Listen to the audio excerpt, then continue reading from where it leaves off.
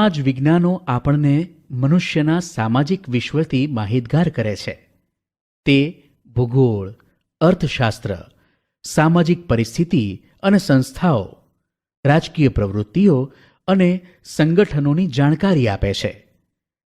ઇતિહાસ વિષય સિવાયના સમાજ વિજ્ઞાનો આપણને વર્તમાન સમાજ જીવનનો પરિચય કરાવે છે, જ્યારે ઇતિહાસ માનવ સમાજના ભૂતકાળની માહિતી આપે છે. ઇતિહાસ આપણને માનવ જીવનના વિવિધ રસપ્રદ પાસાઓ વિશે જાણકારી આપે છે. એક યુગમાંથી બીજા અને બીજામાંથી ત્રીજા એમ અનેક યુગોના માનવ જીવનના રીત રિવાજો, માન્યતાઓ, તેમના ખોરાક અને પોશાક વિશે માહિતી આપે છે. ઇતિહાસ માત્ર ભૂતકાળની જ બાબતો સાથે સંકળાયેલો નથી, તે વર્તમાન કાળની વ્યવસ્થા સાથે કડીરૂપ છે. અનેક મહત્વપૂર્ણ બાબતોની માહિતી આપી ઇતિહાસ આપણને માનવીના જીવનમાં આવેલા પરિવર્તનોથી માહિતગાર કરે છે. ઇતિહાસ જાણવા માટે આપણી પાસે જુદા જુદા સાધનો છે. તાડપત્રો અને ભોજપત્રો. પ્રાચીન સમયમાં માનવી લખવા માટે તાડપત્રો અને ભોજપત્રોનો ઉપયોગ કરતો, જેને આપણે હસ્તપ્રત કહીએ છીએ.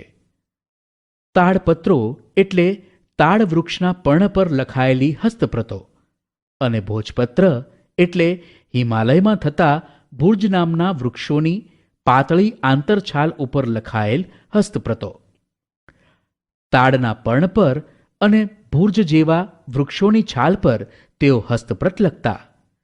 તેમાંથી આપણને તેમની ભાષા અને જીવન જીવવાની પદ્ધતિની જાણકારી મળે છે.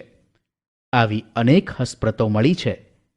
તાડપત્રો અને ભોજપત્રો પર લખેલી હસ્તપ્રતોમાંથી ભારતના પ્રાચીન યુગના માનવી વિશે આપણને માહિતી મળે છે. આવી હસ્તપ્રતો મંદિરો અને મઠોમાં સચવાયેલી છે. તેમાં સંસ્કૃત, પ્રાકૃત અને તમિલ ભાષામાં લખાણો મળે છે. કવિતા, નાટકો, વાર્તાઓ અને મહાકાવ્યો પણ તાડપત્રો અને ભોજપત્રો પર મળી આવ્યા છે. તે પોથી સ્વરૂપે પણ સચવાયેલા છે, જેમાં ધાર્મિક રીતરિવાજો, સામાજિક માન્યતાઓ, રાજાઓની જીવનશૈલી, વિજ્ઞાન, શિક્ષણ, દવાઓ, પ્રાણીઓ વિશે મોટા પ્રમાણમાં માહિતી મળે છે. શિલાઓ અને પથ્થરો પર કોતરેલા કે લખેલા લેખ એટલે શિલાલેખ, જેને અભિલેખ પણ કહેવામાં આવે છે. આપણે અભિલેખોમાંથી પણ ઇતિહાસ જાણી શકીએ છીએ.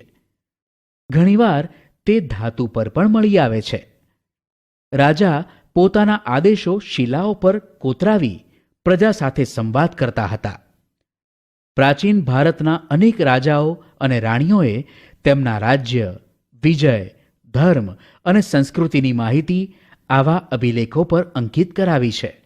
આવા શિલાલેખો અને અભિલેખો પર લખાયેલા લખાણો લાંબા સમય સુધી ટકી રહ્યા છે. અશોકના શિલાલેખો ખૂબ જ જાણીતા છે. તાંબાના પતરા પર કોતરીને લખવામાં આવતું લખાણ એટલે તામ્રપત્ર. અનેક રાજાઓએ પોતાના વહીવટીતંત્ર અને દાનની માહિતી તાંબાના તામ્રપત્રો પર પણ કોતરાવી છે. ગુજરાતમાં આવા તામ્રપત્રો મોટી સંખ્યામાં મળી આવ્યા છે, જેમાંથી રાજાના નામ, તેના ધર્મ, વહીવટીતંત્ર અને દાન ધર્મની વિગતો મળે છે.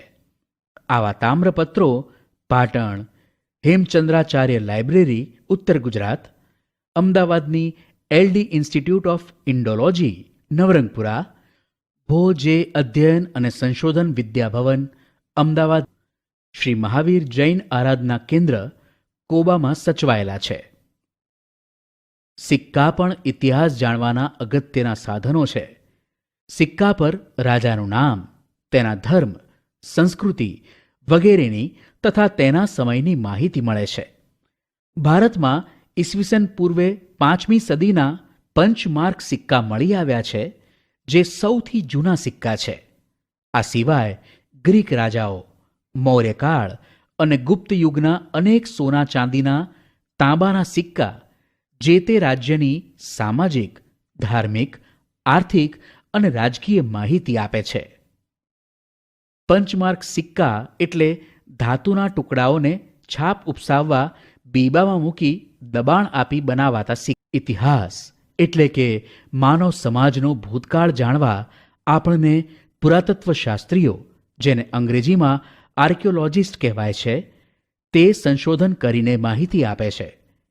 તેઓ પ્રાચીન સ્થળો પર જઈ ઉત્ખનન કરીને મકાનો, સિક્કા, ઈંટો, પથ્થરો, ઓજારો, ખોરાકના નમૂના, મનુષ્યો અને પ્રાણીઓના હાડકાં વગેરે શોધીને તેનો અભ્યાસ કરી તે સમયના માનવોની સંસ્કૃતિથી આપણને અવગત કરાવે છે. પ્રાચીન કાળથી મનુષ્ય એક જગ્યાએથી બીજી જગ્યાએ પ્રવાસ કરતો રહ્યો છે.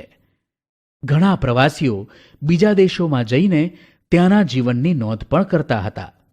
આવા પ્રવાસીઓના પ્રવાસ વર્ણનમાંથી આપણને જે તે દેશના ઇતિહાસ અને સંસ્કૃતિની જાણકારી મળે છે. મેગેસ્થિનીસ, પ્લિની, ફાહિયાન, યુઅન શ્વાંગ જેવા મુસાફરોનો આમાં સમાવેશ થાય છે.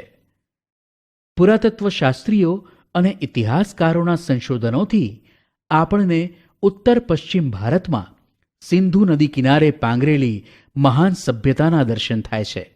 ભારતમાં આજથી 4500 વર્ષ પહેલાં અનેક શહેરો અસ્તિત્વમાં હતા. એ જ રીતે ગંગા નદીની આસપાસના ક્ષેત્રોમાં આજથી 2500 વર્ષ પહેલાં ઘણા બધા શહેરોનો વિકાસ થયો હતો, તે પણ જાણી શકાય છે. આ બધા સાધનોથી તે સમયના માનવ સમાજના રીત રિવાજો, ખોરાક, પોશાક અને ટેકનોલોજી તથા સંસ્કૃતિની માહિતી મળે છે. ભારતના અનેક શહેરો અને ગામડાઓ શોધી તેમણે આપણને કપાસ, જવ, ઘઉં ઉપરાંત તે સમયના પ્રાણીઓની માહિતી આપી છે. ઇતિહાસકારો ભૂતકાળનું અધ્યયન કરનારા મહત્વના વિદ્વાનો છે. તેઓ મળી આવેલા સાધનોનું વર્ગીકરણ કરે છે, સંશોધન કરે છે. હસ્તપ્રતો, દસ્તાવેજો, અભિલેખોમાંથી માહિતી એકત્રિત કરે છે અને પછી યોગ્ય રીતે તેનું આલેખન કરે છે. પુરાતત્વશાસ્ત્રીઓ અને ઇતિહાસકારો ભૂતકાળને આપણી સમક્ષ જીવંત. આપણે આપણા દેશને બે નામોથી ઓળખીએ છીએ, ઇન્ડિયા અને ભારત. ઇન્ડિયા શબ્દ ઇન્ડસ પરથી ઉતરી આવેલો છે, જેને સંસ્કૃત ભાષામાં સિંધુ કહેવાય છે. પ્રાચીન ઈરાન અને ગ્રીસના લોકો સિંધુ નદીથી પરિચિત હતા. તેઓ આજથી 2500 વર્ષ પહેલાં સંપર્કમાં આવ્યા હતા. ઈરાનીઓ સિંધુ નદીને હિન્ડોસ અને ગ્રીસના લોકો ઇન્ડસ કહેતા. તેઓ આ નદીના પૂર્વ કિનારાને ઇન્ડિયા તરીકે ઓળખતા, જ્યારે ભારત નામ ઋગ્વેદમાંથી આપણને જાણવા મળે છે. ભરત નામનો માનવ સમૂહ ઉત્તર પશ્ચિમ ભારતમાં આવીને વસેલો. તેમના નામ પરથી આપણો દેશ ભારત તરીકે ઓળખાય છે. આ સમૂહનો ઉલ્લેખ સંસ્કૃતની આરંભિક કૃતિ ઋગ્વેદમાં પણ મળે છે. ઇતિહાસમાં સમયનું ખૂબ જ મહત્વ છે. ઘટનાઓ સમય અને સ્થાનની સાથે જ લખી શકાય. આપણે સમયને તારીખ, માસ અને વર્ષ સાથે સાંકળીને સમજીએ છીએ. જેમ કે 20 જુલાઈ 2018 શુક્રવાર. આ પ્રમાણે સમયની ગોઠવણી ઈસુ ખ્રિસ્તના જન્મ સાથે સંકળાયેલ છે.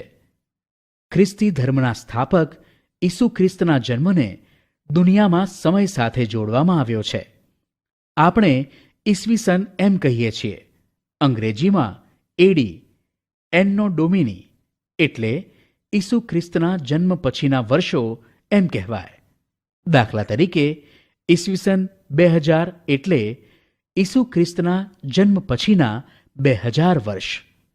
એ જ રીતે ઈસવીસન પૂર્વે, બીસી એટલે કે બિફોર ક્રિસ્ટ એટલે ઈસુ ખ્રિસ્તના જન્મ પહેલા.